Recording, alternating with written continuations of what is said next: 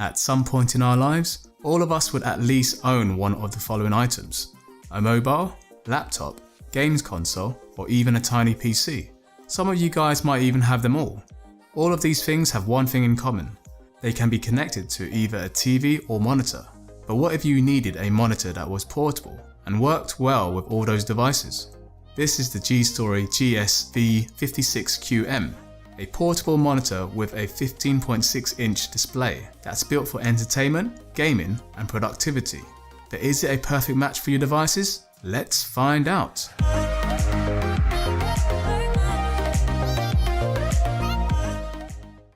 So before we check out the specs for this monitor, let's do a quick unboxing.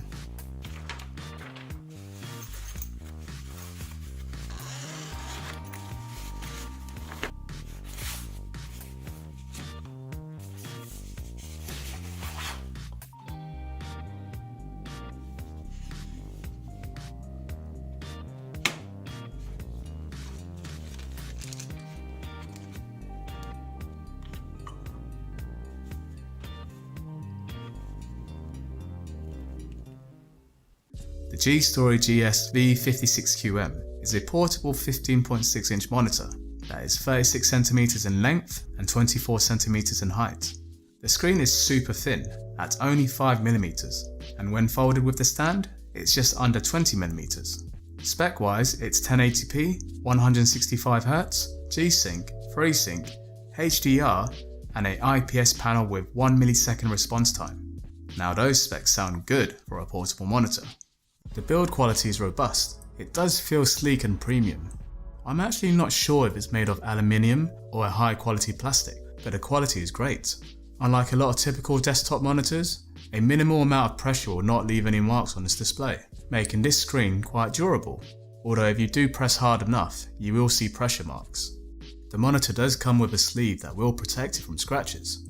However, if you put the display in that sleeve and in a backpack along with any hard items, the sleeve won't do much to protect the monitor from getting crushed.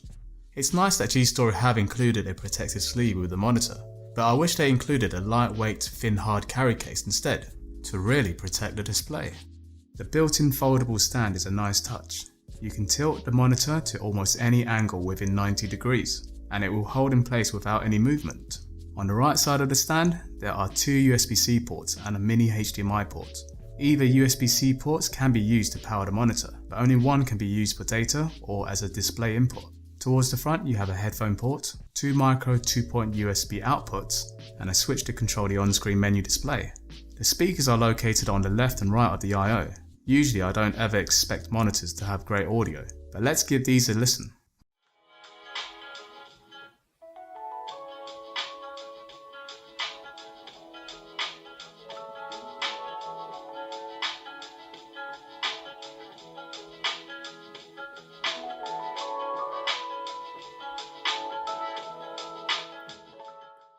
To my ears, they sound good, nothing groundbreaking. The speakers are usable for everyday listening, but I use headphones anyway, so the quality doesn't really matter much to me. This monitor is not an anti-glare display, so if you plan to place this monitor with a massive window or light behind you, I wouldn't recommend it, as you'd get plenty of glare coming your way.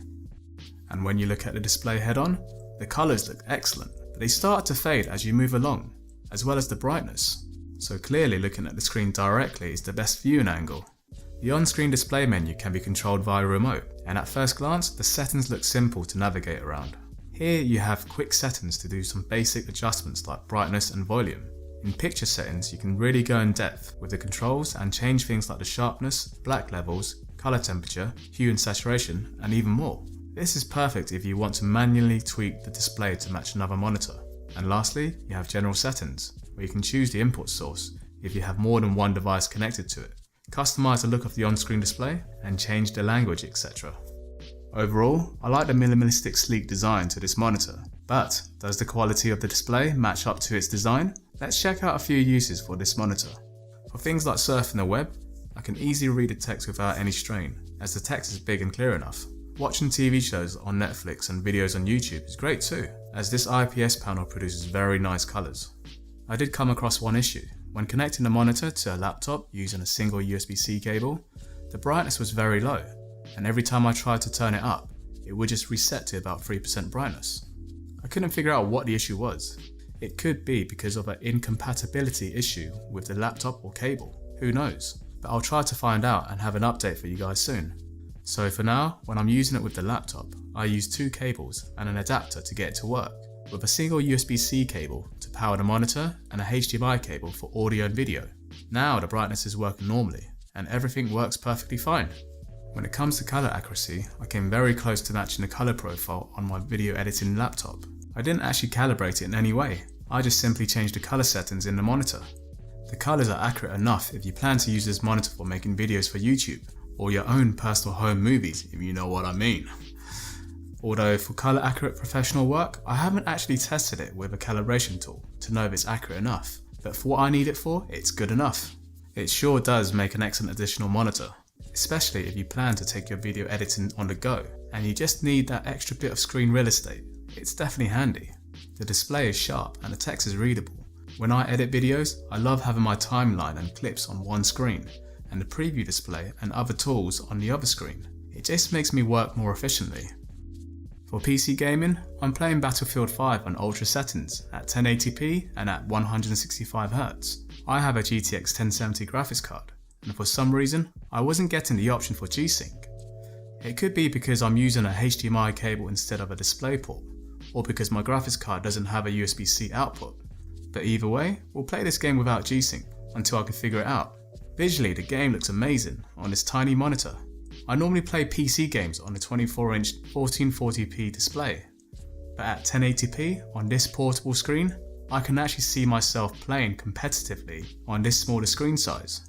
It's even better that it's an IPS display because the colours look fantastic, which is normally the case over a typical TN gaming panel. And at 165Hz, I haven't noticed any screen tearing or latency issues. So for gaming, this tiny monitor would make a great portable alternative. And it's just as fun using this monitor for console gaming, as the colours are still good and you don't experience any latency. And the 2 micro USB ports at the front come in handy, as you can use them for your controller to charge them while you play. And for phones that have a USB-C port, you can also connect it to this monitor, given that your phone supports it. I don't actually have a phone that can do it, but for anyone that does, this can potentially be great if you want to watch films or play your mobile games on a bigger and portable display.